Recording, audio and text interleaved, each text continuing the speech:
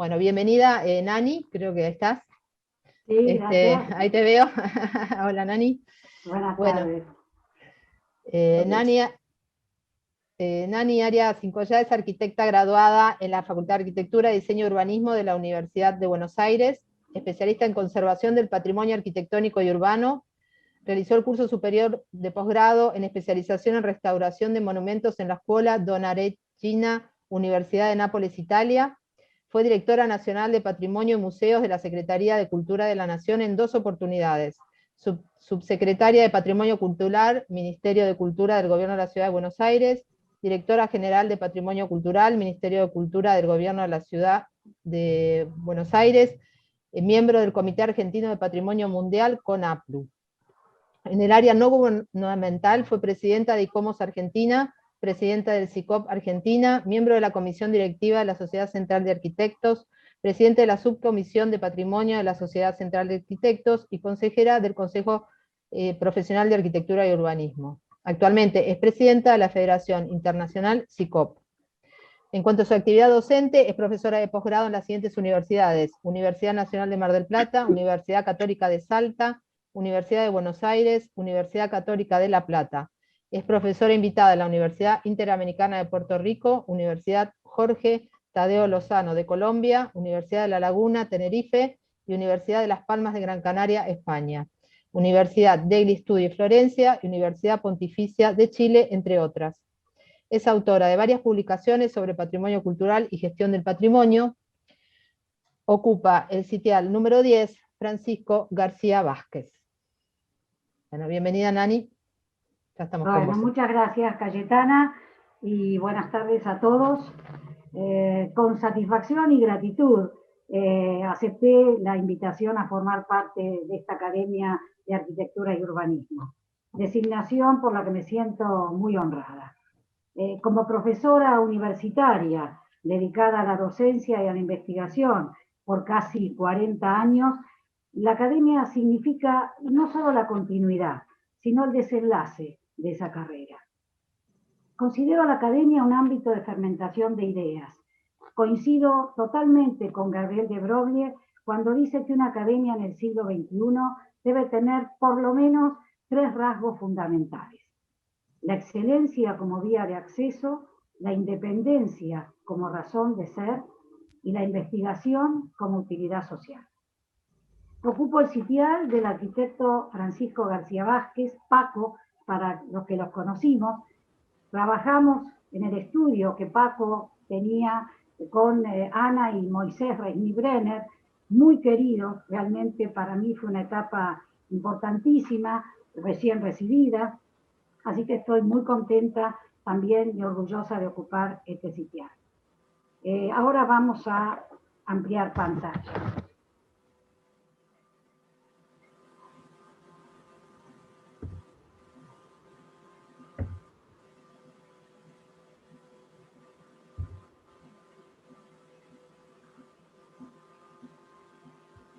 Bueno, espero que esté bien, ¿no?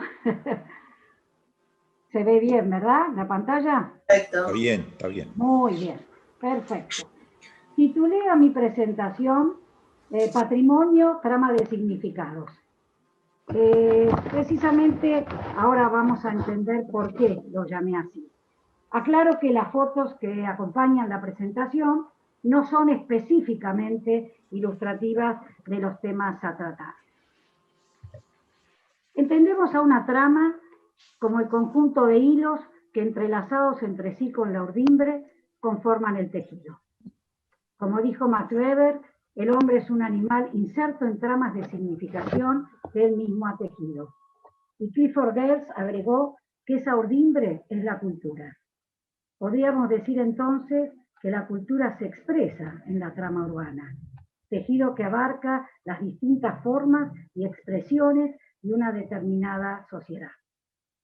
Avalando estos conceptos, no podemos entender a la cultura como un mero conjunto de obras, objetos, ideas y costumbres, sino más bien como un contexto dentro del cual, y solamente dentro del cual, puede situarse al ser humano, entenderse a sí mismo y entender las creaciones que lo conforman. Del mismo modo, no podemos entender al patrimonio arquitectónico y urbano como una serie de edificios, monumentos y sitios, sino como una urdimbre formada por tramas de significación, ya que toda creación humana resultaría incomprensible si no se entiende dentro de las redes de relaciones que le otorgan sentido.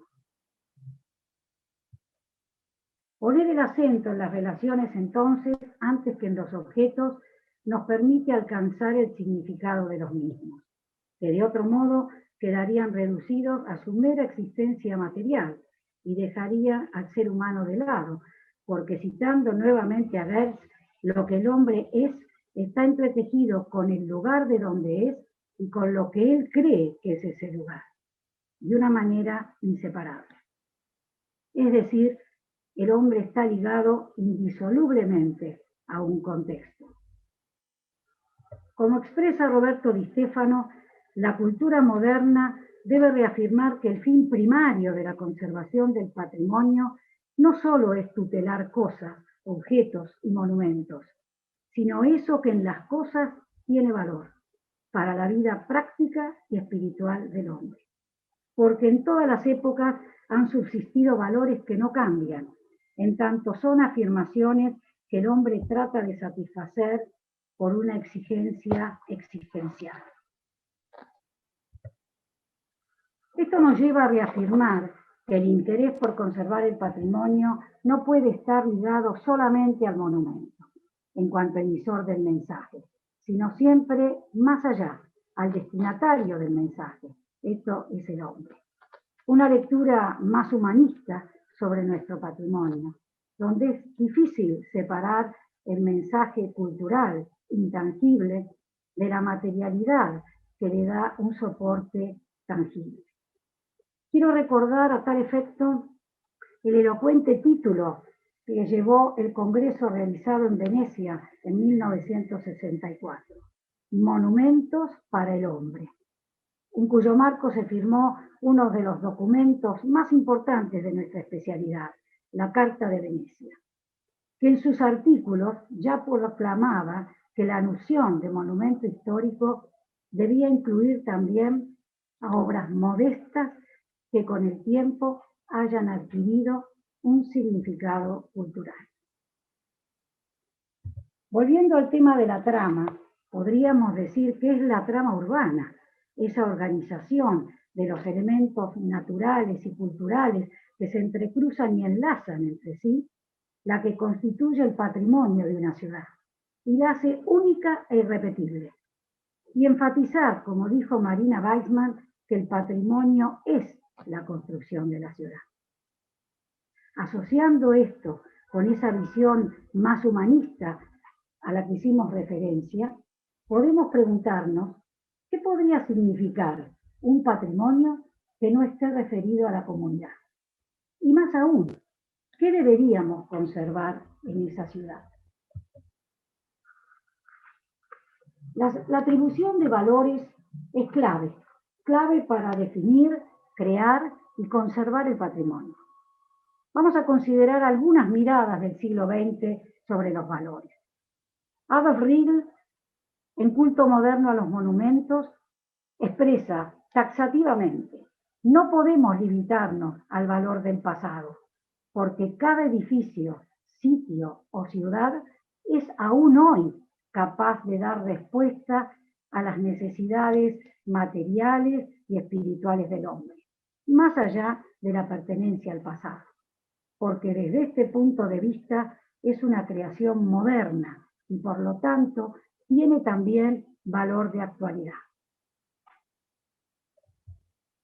Roberto Di Stefano, en Monumentos y Valores, expresa que el objetivo fundamental de conservar los edificios y los sitios patrimoniales es aquel de conservar los valores existentes en ellos, a través de distintas intervenciones.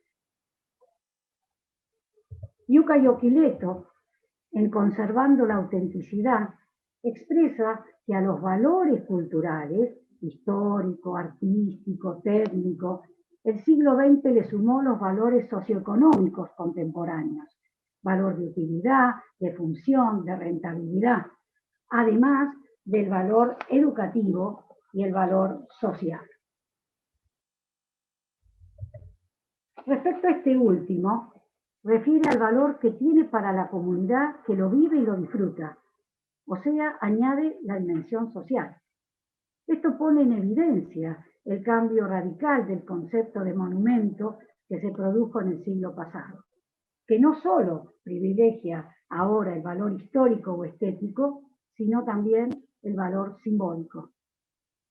En un artículo titulado Emociones, Sentimientos y Monumentos, Antoní González Moreno escribe enfáticamente: nos hicimos cargo que el patrimonio era otro, y el concepto de monumento también era otro, y eso nos hizo ligarlos con la comunidad y entender la relación sentimental que la gente mantiene con ellos. Podríamos decir entonces que el patrimonio queda valorizado no solo por la relación con sus destinatarios directos, la generación presente, que lo recibe como heredera inmediata, reconociendo el valor no perecible del pasado, sino que además para las generaciones futuras, vale para las generaciones futuras. Pero hay que tener en cuenta que esos valores son capas de percepción, asociadas a distintos atributos que le damos a los bienes culturales, y pueden cambiar según el grupo de interés que los valora, políticos, profesionales, público en general. Es decir, que, parafraseando a Vittorio de Girolamo, cada vez que es reencontrado, el patrimonio es semilla de nuevos significados.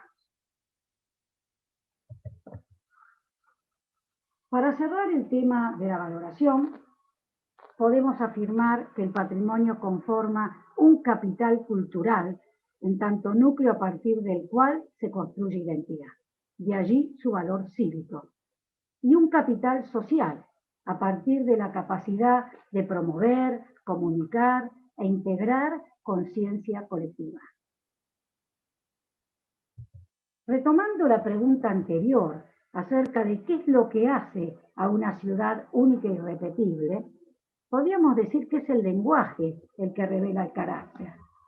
Y ese carácter califica su patrimonio, sacando a la luz la idiosincrasia de una sociedad. De este modo, el patrimonio arquitectónico y urbano resulta parte de esa compleja urdimbre en la que se manifiestan los lazos secretos que se han tejido en el tiempo entre las personas y el medio urbano. Así se entrecruzan, sin orden aparente, relaciones entre espacios construidos y espacios abiertos, lenguajes arquitectónicos diversos, obras contemporáneas que agregan plusvalía, parques, jardines, elementos naturales, pero también normativas, leyes, códigos que fueron conformando el paisaje urbano. Además de dejar su huella, el paso de la historia y la carga cultural que impregnaron a calles, barrios y sitios y le otorgaron cambiantes significados. Pero uno de los elementos más fuertes de la trama urbana que intentamos describir es la calidad de vida de los habitantes, verdadera razón de ser de la conservación. Calidad de vida no solo como aprovechamiento y uso del patrimonio, sino también como fruición y deleite. En definitiva, se trata del derecho al patrimonio que tiene toda persona de gozar la ciudad. En el transcurso de la historia, las sucesivas capas que se acumulan a modo de palincesto califican fuertemente al patrimonio. Los significados de edificios y lugares se modifican, se agregan algunos, se pierden otros, ya sea por las renovaciones en el entorno o por transformaciones sociales que dan importancia a ciertas funciones y le otorgan otras.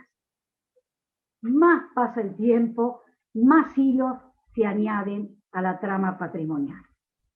Pero el patrimonio heredado no puede mantenerse congelado en el tiempo y a veces Esa trama es agredida cuando se conservan solo edificios en forma puntual y no se mira a la compleja trama en sí, ignorando el contexto.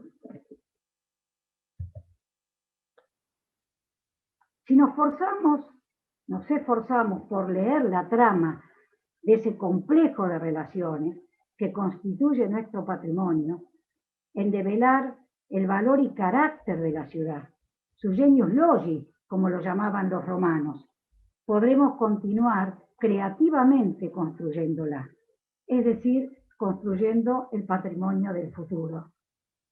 Hablando desde la Academia de Arquitectura y Urbanismo, considero que es muy importante que nuestra institución acreciente la mirada de esa trama desde una visión holística e integrada, que entienda la ciudad como un paisaje histórico urbano, que requiere de nuevos enfoques para su conservación y que requiere conciliar progreso urbano con salvaguarda de valores culturales y ambientales.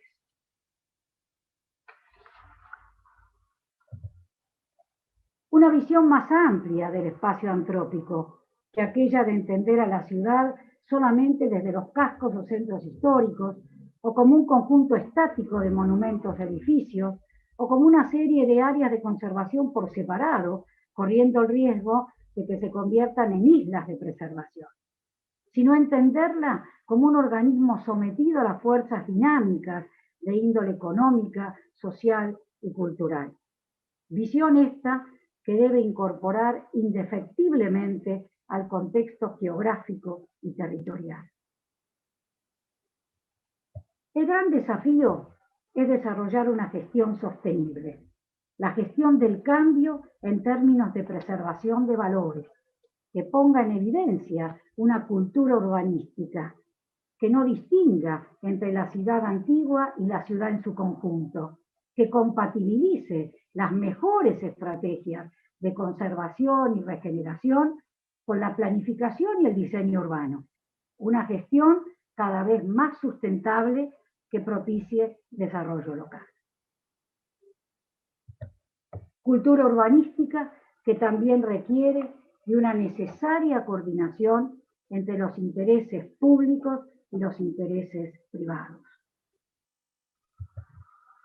Este enfoque de paisaje histórico urbano implica tomar conciencia de que la protección del patrimonio debe concebirse como un proyecto urbano en su totalidad, ya que en él subyacen todos los ingredientes del proceso histórico, de lo que somos y de lo que quisimos ser. Enfoque entonces que va más allá del entorno físico, para abarcar el entorno humano, en todos sus aspectos, materiales e inmateriales, tomando en consideración el medio urbano existente, la diversidad cultural, junto con los valores que cada comunidad le asigna. Hoy tomamos conciencia del valor del patrimonio desde el momento en que los recursos tradicionales para sustentarlo se están agotando. Vivimos en una época donde recursos como el agua, el aire, el petróleo están sometidos a cambios abruptos y acelerados. Es la herencia del pasado entonces la que se muestra como un valor estable a ser defendido. Es el patrimonio, un recurso no renovable que lejos de ser una carga debemos transformar en una oportunidad. Es necesario entonces, ante estos cambios vertiginosos, evitar la ruptura y mantener el vínculo, por supuesto, entre el ayer y hoy, el pasado y el presente, la tradición y la modernidad. Es curioso, pero en las ciudades que más han cambiado, que más se han modernizado en las últimas décadas, el patrimonio se manifiesta hoy con toda intensidad, como un verdadero boom contemporáneo, provocando la participación activa de la comunidad. En las últimas décadas del siglo XX comenzó a gestarse un fenómeno de universalización, con la ampliación del concepto de patrimonio en tres ejes: cronológico, geográfico y tipológico. Y desde el comienzo del presente siglo, Asistimos a un proceso de patrimonialización del legado histórico donde conservar se ha convertido en un fenómeno universal. El mismo interés se extendió respecto a la salvaguarda de las expresiones del patrimonio cultural inmaterial. Según François Hartog, en un artículo Tiempo y Patrimonio, esta predilección por el pasado puede deberse a dos razones: a una forma de nostalgia o a un fervor de esperanza en el futuro. Desde la academia apostamos a esta última, por supuesto. Pero lo cierto es que a partir de ese periodo, el patrimonio se afirmó como categoría dominante. Llegó a la vida cultural, a las agendas públicas y políticas, y a ser objeto de tratamiento jurídico.